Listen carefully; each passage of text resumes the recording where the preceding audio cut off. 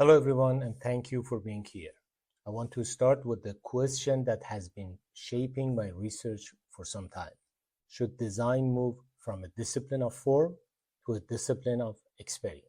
I began asking this because I kept noticing a gap. We often present and evaluate design through form, through images, objects, and visual decisions.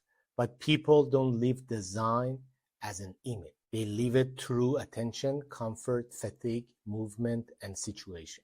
So I'm not rejecting form or aesthetics. Form still matters, but I want to reconsider what the unit of design really is. In this project, I use Somaesthetics, developed by Dr. Richard Shusterman, as an embodied framework to make experience something we can describe, test, and design for. The full paper is much longer than the time we have here, so today is a guided tour, the core idea, the method, and a few examples so you can see the logic clearly and decide whether this shift makes sense or not. To make this shift from form to experience feel concrete, I want to start with a place many of us know, either by visiting or by seeing it everywhere. The Louvre in Paris, the room with the precious Mona Lisa. If we judge it by form alone, it looks nearly perfect. Balanced proportions, a high ceiling, skylight, clean lines, and carefully controlled ambience. In formal term, it is flawless. But here is the turn. This room is not just a composition. It is a lived situation. And in my research, whenever I design, or even when I critique design, I keep returning to three words that force me to stay honest: time, bodies, and situation. People enter, move, pause, get distracted, get excited, take photos, talk, think, and get tired. Experience unfolds, and it unfolds differently across different bodies. And it becomes even more specific. Each visitor arrives with the posture, an attention span, a mood, a background, a desire, and a different sensory sensitivity. The same perfect room can produce radically different experience. So this is the tension that drives the whole project.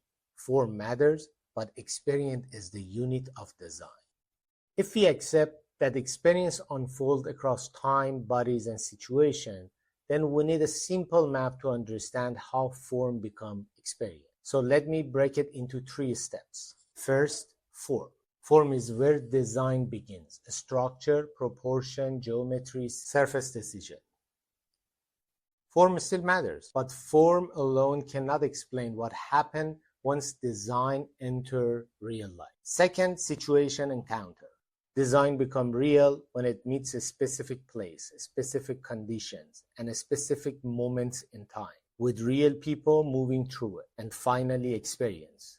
What we ultimately evaluate is not just the object itself, but what it produces: attention, effort, comfort, fatigue, meaning in use. Not just what it looks like, but what it does across time. Experience unfolds across times, through bodies, within environments. At this point, we've named the problem. If design is judged only by form, we miss what happened in the lived encounter. So the next question is, what frameworks actually takes the body seriously without becoming vague? That's where Richard Shusterman becomes important.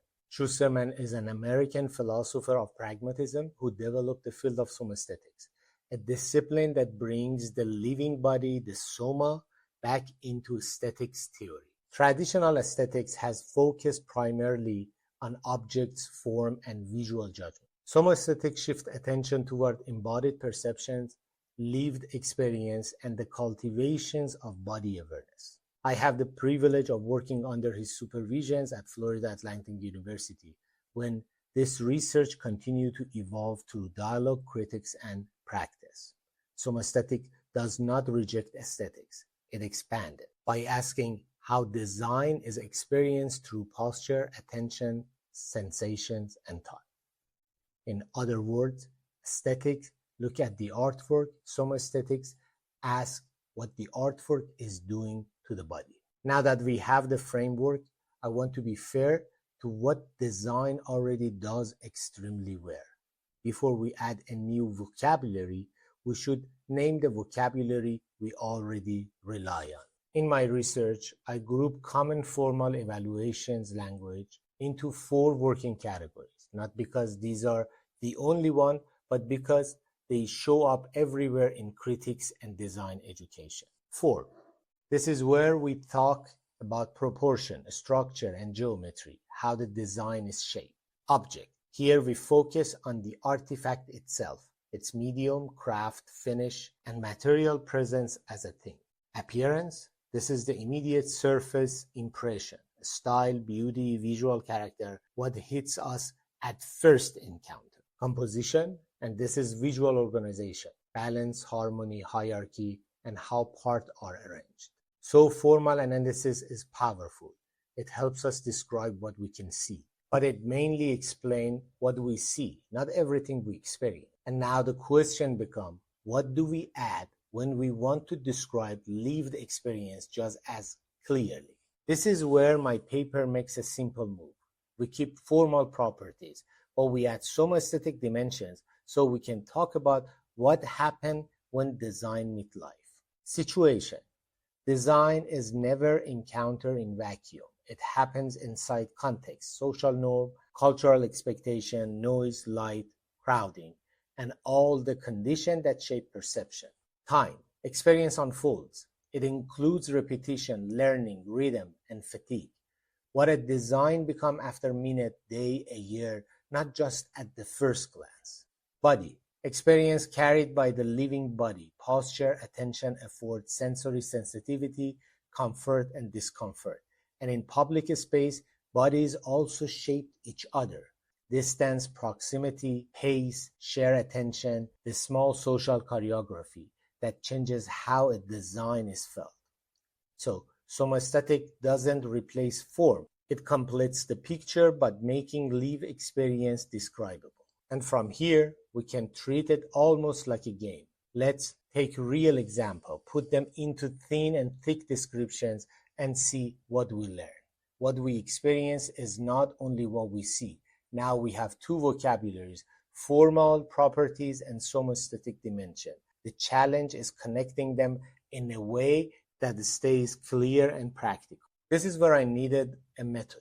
Something simple enough to use, but strong enough to keep the argument rigorous. So I borrow a useful distinctions from Clifford Geertz. In anthropology, Geertz used thin and thick descriptions to show the difference between describing what happened and describing what it means in context.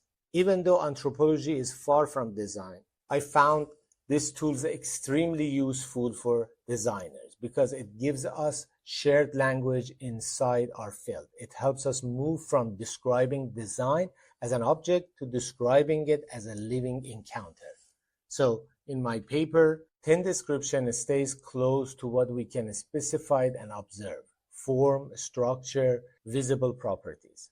Thick descriptions ask what emerged in use across time through bodies within situation. And once we have that, we can actually play the game. Example by example, we can sort what's thin, what's thick, and see how experience changes the unit of design. So what do thin and thick description actually mean in design terms? Let's slow it down for a minute.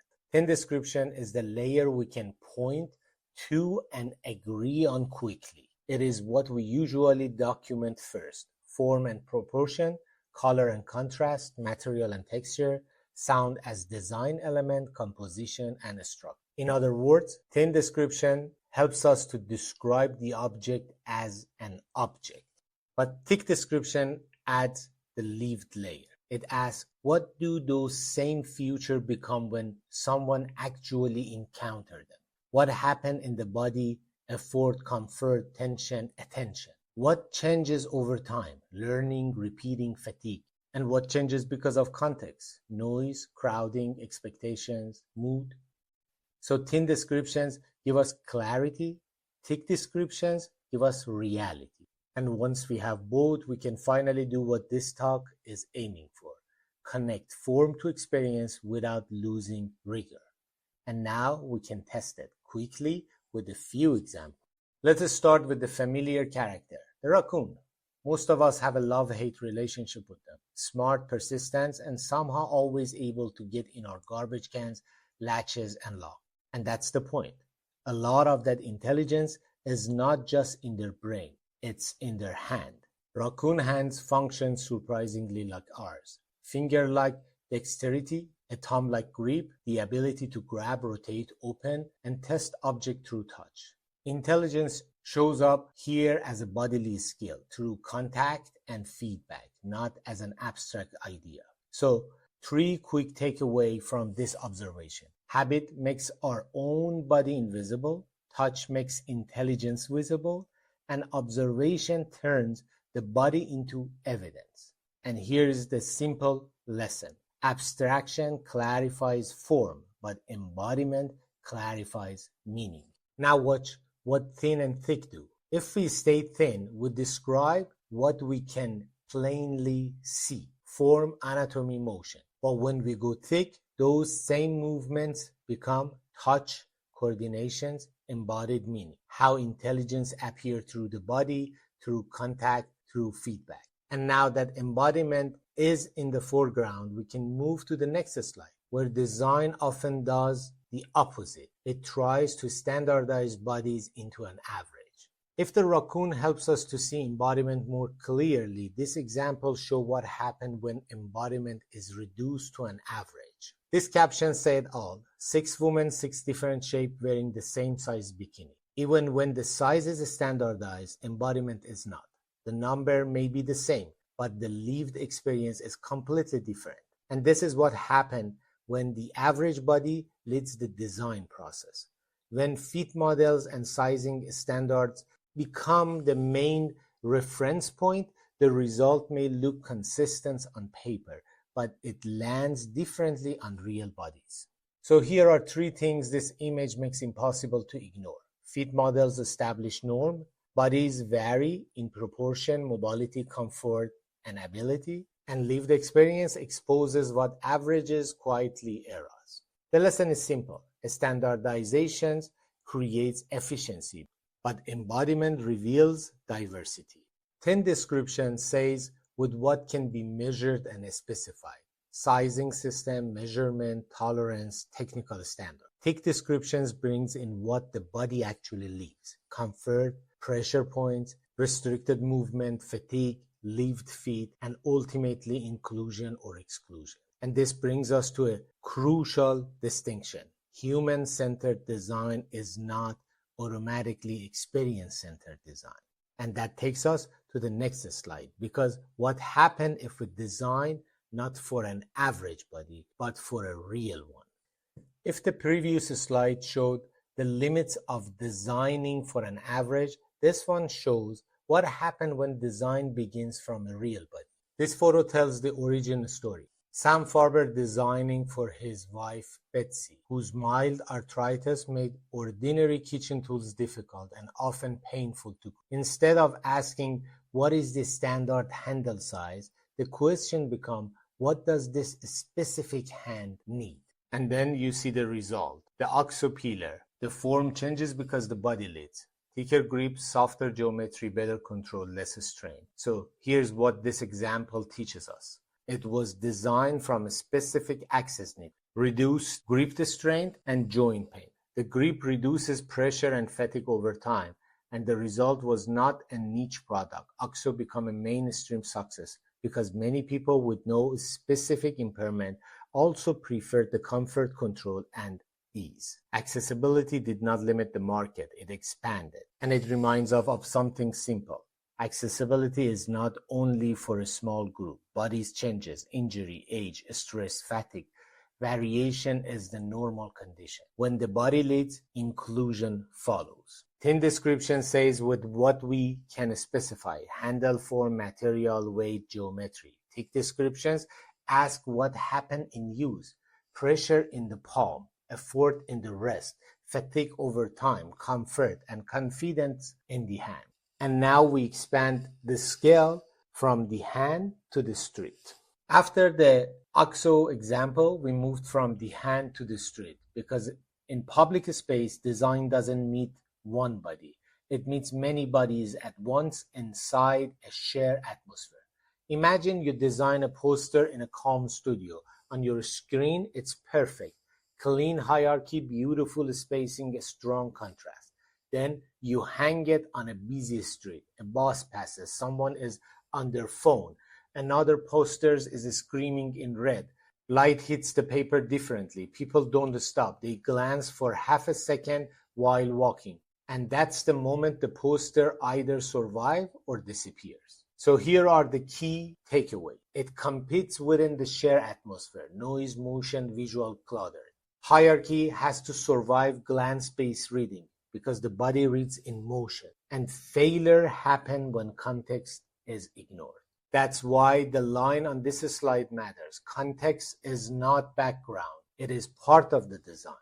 Now let's put it into thin and thick and see what we learn.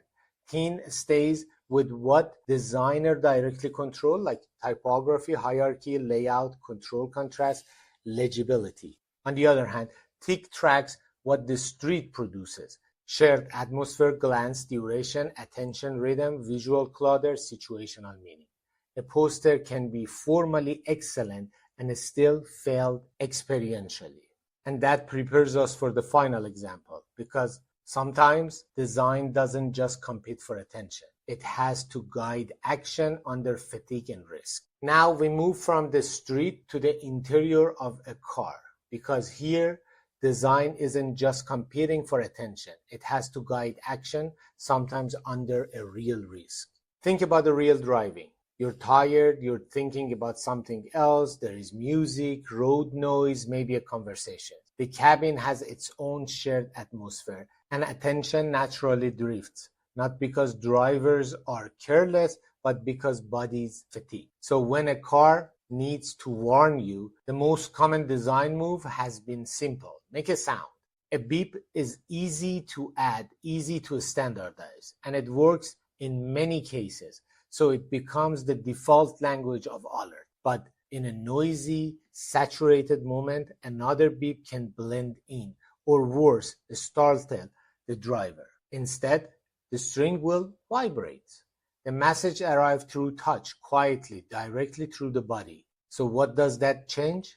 It replaces beep with a tactical feedback. It works under noise, distractions, and fatigue. It communicates inside a shared cabin atmosphere. It supports comfort, confidence, and perceived control, and it guides actions without increasing cognitive load. And here's a useful reminder. Human-centered design is not automatically experience-centered design. A feature can be designed for human in a functional sense, but still feel stressful, confusing, or intrusive in lived experience. This one works because it respects how attentions and fatigue actually operates. Now, let's put it into thin and thick. Thin stays with what can be specified. Safety feature, alert thresholds, sensor logic, feedback smooth, reliability. But thick stays with what determines success in real use. Fatigue, attention drift, trust, shared cabin atmosphere, comfort and confidence. Whether the driver feels guided rather than startled. And that's why the line on this slide is my favorite summary. Experience does not only inform, it guides action. So let's return to the opening question.